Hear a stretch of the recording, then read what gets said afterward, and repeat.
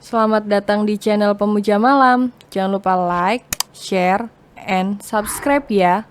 Terima kasih.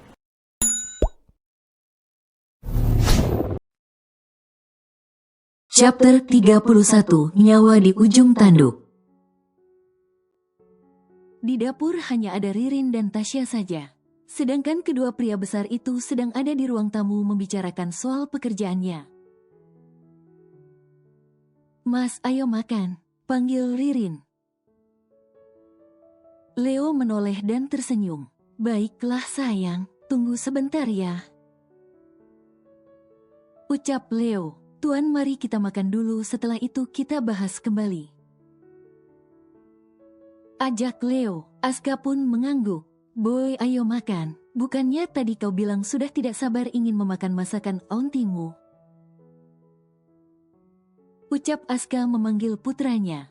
"Iya, ayah. Aku sudah sangat lapar." Semuanya pun berkumpul di meja makan. Semua orang mulai menikmati makanannya, tapi tidak dengan Leo. Pria itu mati-matian menahan rasa mualnya. Dia tak mau jika dia kembali diejek oleh Aska. "Kak Leo, kenapa kau tidak makan?" Itu Anu."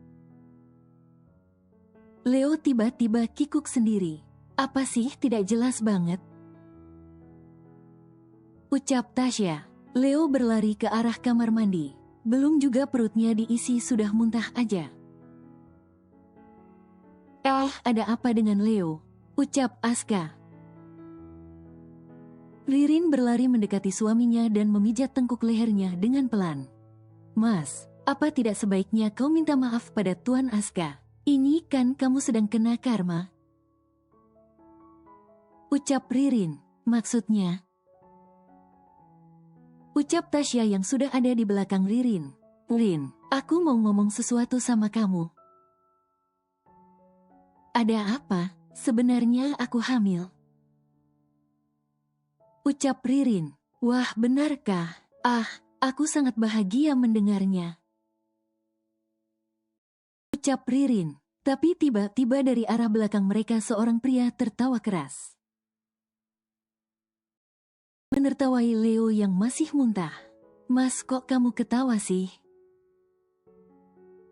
Kan kita sebenarnya harus bahagia karena sebentar lagi Leo dan Ririn akan menjadi orang tua." Tidak begitu sayang. Aku sedang menertawakan Leo. Lihatlah dia sekarang, dia merasa apa yang kurasakan saat ini sayang, ucap Aska. "Maksudnya?" ucap Tasya yang belum mengerti. "Sayang, apa kau ingat saat aku juga terus-menerus mual? Karena terkena sindrom COVID penyebab mual pada calon ayah. Dia terus saja menertawakanku. Lihat dia sekarang, dia kena karmanya, hahaha," ucap Aska. Pria itu benar-benar balas dendam menertawai Leo. "Yeoh, sebentar lagi aku punya adik 2, ucap Revan girang. Seminggu kemudian kedua pria yang terkena sindrom COVID itu sedang disibukkan oleh pekerjaannya.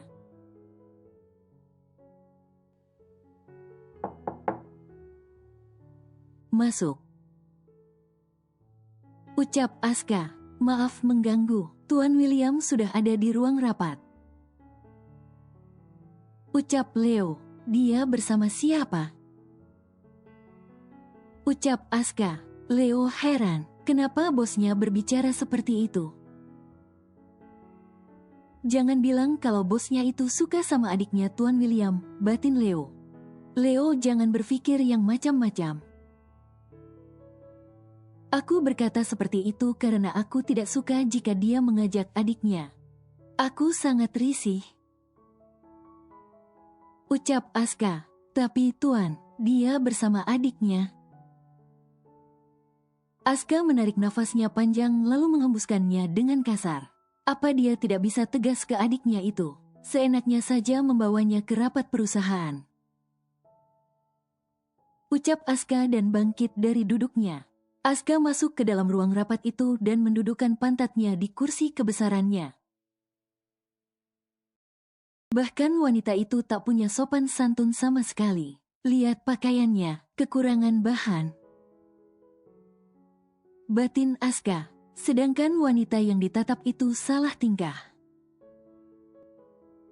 Dia mengira jika Aska tergoda dengan tubuhnya yang seksi itu. Aska memulai rapatnya dengan berwibawa, membuat wanita itu semakin jatuh hati pada Aska. Sekitar 1 jam kemudian rapat pun selesai. Aska yang baru ingin beranjak dari kursinya dihentikan oleh ucapan Felisa. Maaf Tuan Aska. Jika kau ada waktu bisakah kau datang ke rumah kami malam ini untuk sekedar makan malam bersama? Ucapnya tak tahu malu. Maaf saya sibuk. Ucap Aska. Tuan. Panggil William saat Aska ingin melanjutkan langkahnya. Saya mohon datanglah ke rumah kami. Adikku baru saja pulang dari luar negeri, aku membuatnya bahagia selama dia di sini. Ucap William. Aska menoleh dan menatap William dengan tatapan yang sulit diartikan. Aska mendekati William. Apa aku pernah berkata jika kita bekerja sama hanya untuk membahagiakan adikmu? Ucap Aska sinis. William langsung terdiam. Pria itu tak berani menjawab pertanyaan Aska. Aska pun akhirnya pergi dari ruangan meeting itu. Nyebelin banget deh. Pokoknya aku tidak mau tahu kak. Kakak harus membantuku untuk mendapatkan Aska. Ucap adiknya. Sabarlah adikku. Aku berjanji akan membantumu. Sampai Aska masuk ke dalam pelukanmu. Ucap William memeluk tubuh adiknya. Aska masuk ke dalam ruangannya dengan wajah yang ditekuk. Mas. Aska menoleh dan mendapati istrinya yang sedang duduk di sofa bersama putranya yang sudah tertidur. Sayang, sejak kapan kau ada di sini? Tanya Aska mendekati Tasya. Sudah dari tadi mas. Kata sekretarismu kau sedang rapat jadi aku menunggumu di sini. Maaf sayang karena membuatmu menunggu lama. Tidak apa-apa mas. Aku juga yang salah karena tidak memberitahumu jika aku ingin datang. Sudahlah, mas makan dulu. Aku tahu mas belum makan kan? Sayang, kenapa setiap aku mau makan aku begitu merasa takut? Aku takut jika harus muntah lagi. Itu rasanya sangat menyiksaku sayang. Ucap Aska. Tidak akan kok, makanan ini aku buat dengan rasa cinta. Jadi aku yakin kau tidak akan muntah dan malah akan menikmatinya. Ucap Tasya menyuapi suaminya. 2 hari kemudian kedua wanita hamil itu pun mulai kembali beraktivitas. Tasya yang sudah duduk di kursi kebesarannya memeriksa beberapa berkas yang harus dia tanda tangani. Sedangkan Ririn sudah sibuk membuat beberapa macam kue kering. Sedangkan kedua pria yang tampan itu pun juga disibukkan oleh pekerjaannya masing-masing.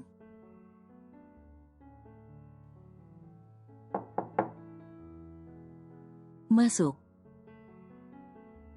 Ucap Aska. Aska yang sibuk dengan layar laptopnya tak mengetahui siapa yang baru saja masuk. Wanita itu langsung duduk di hadapan Aska dengan gaya menggodanya. Merasa tak ada respon dari Aska, wanita itu langsung mendekati Aska dan memeluknya. Sontak saja Aska terkejut dan menepis tangan wanita itu. Berani sekali kau masuk ke dalam ruanganku.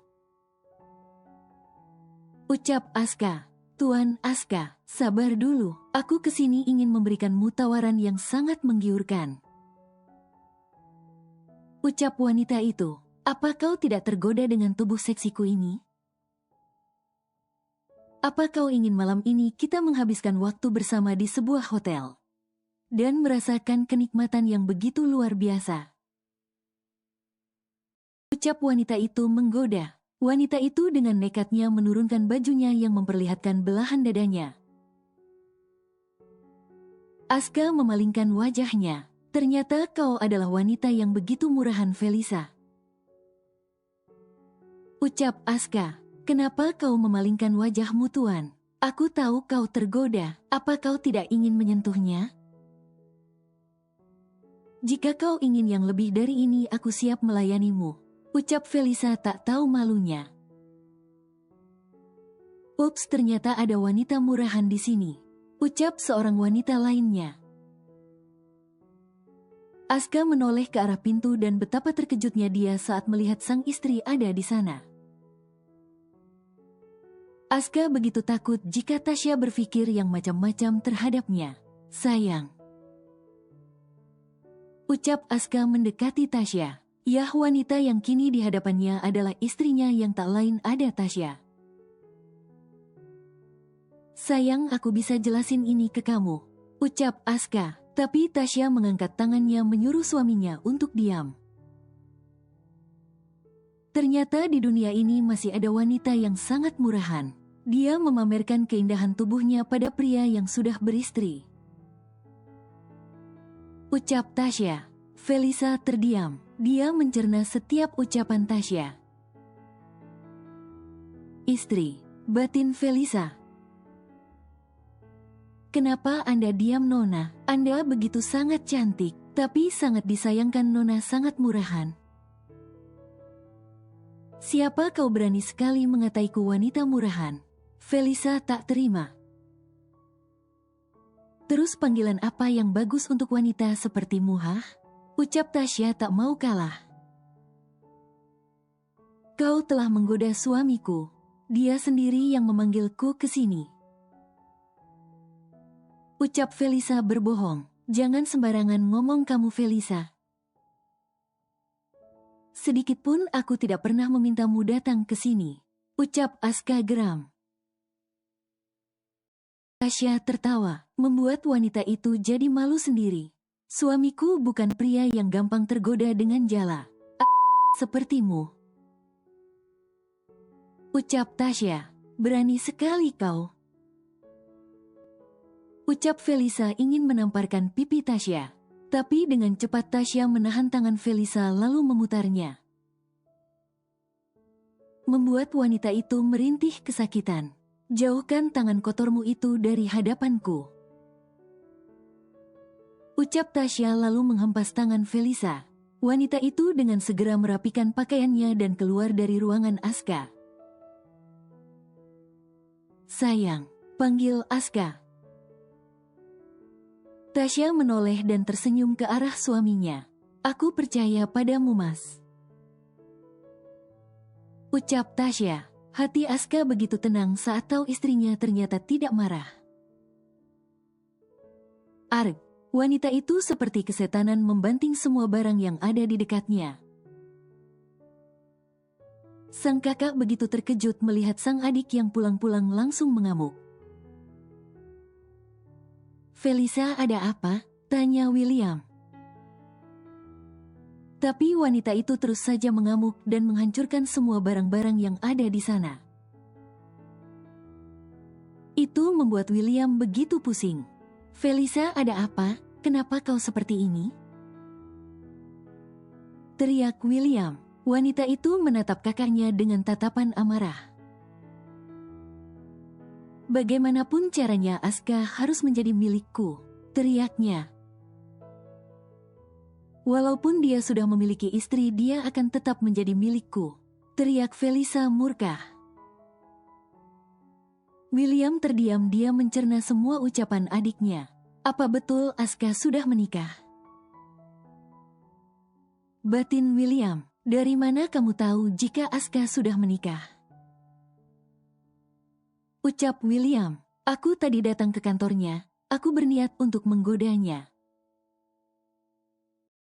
Tapi tak lama istrinya datang dan mengataiku wanita murahan.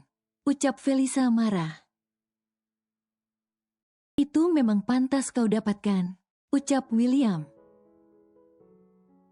Felisa mengerutkan keningnya.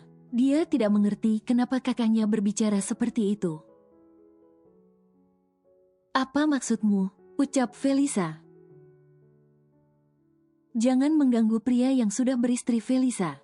Carilah pria yang lain. Aku yakin masih banyak pria yang ingin denganmu.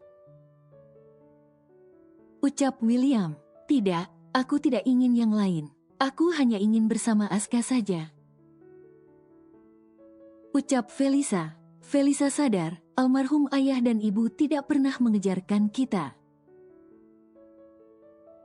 untuk mengambil sesuatu yang bukan milik kita.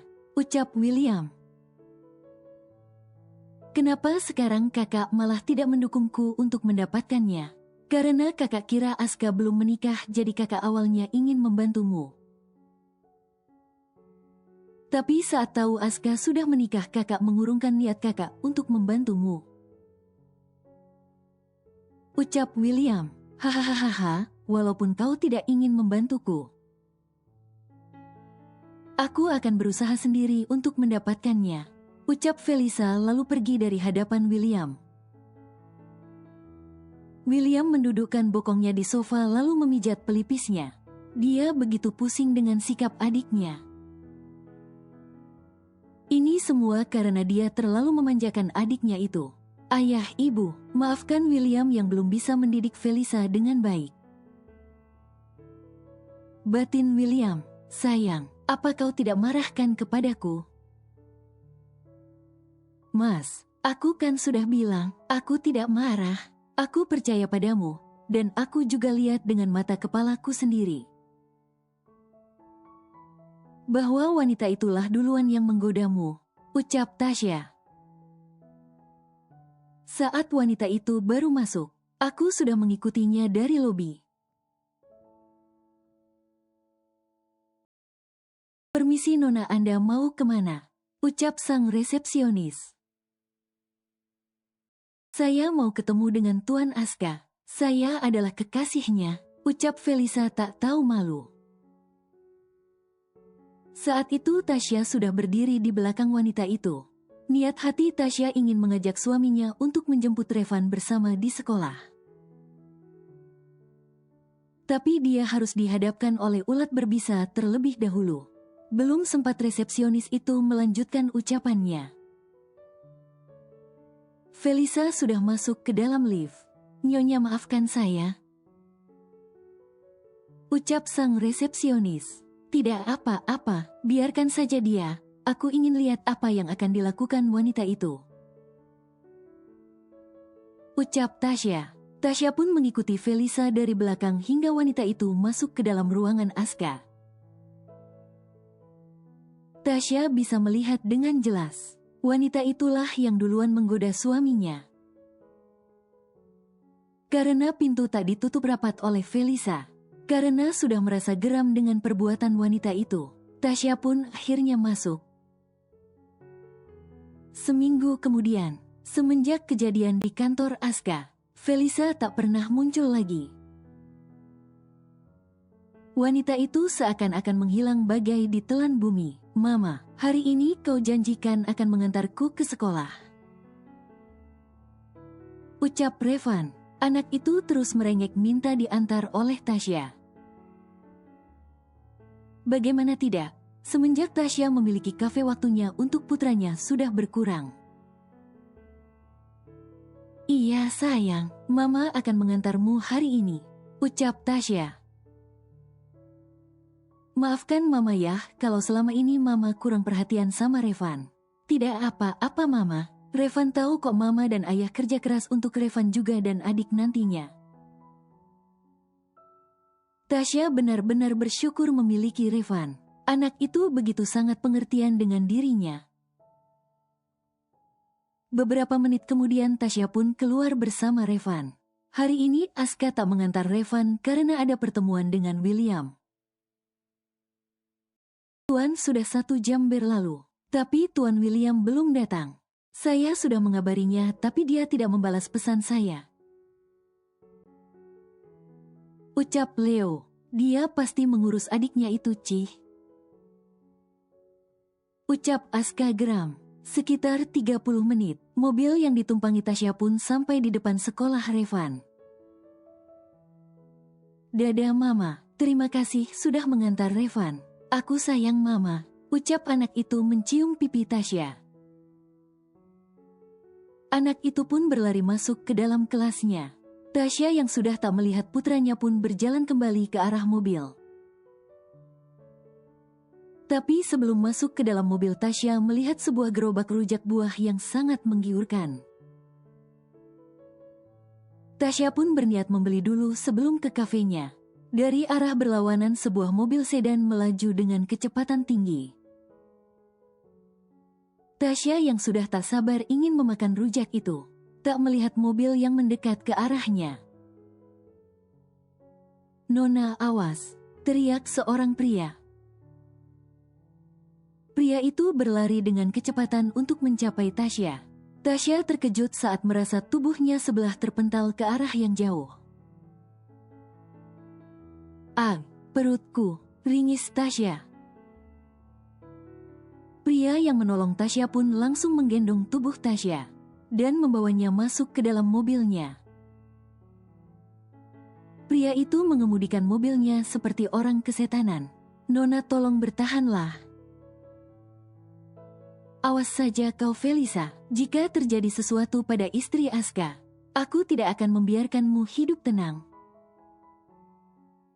Ucap pria itu. "Sus, tolong bawa berangkarnya cepat." Ucap pria itu. Pria itu terus mengikuti kemana arah berangkar Tasya dibawa. Setelah Tasya dimasukkan ke dalam ruang UGD, pria itu pun mengambil ponselnya.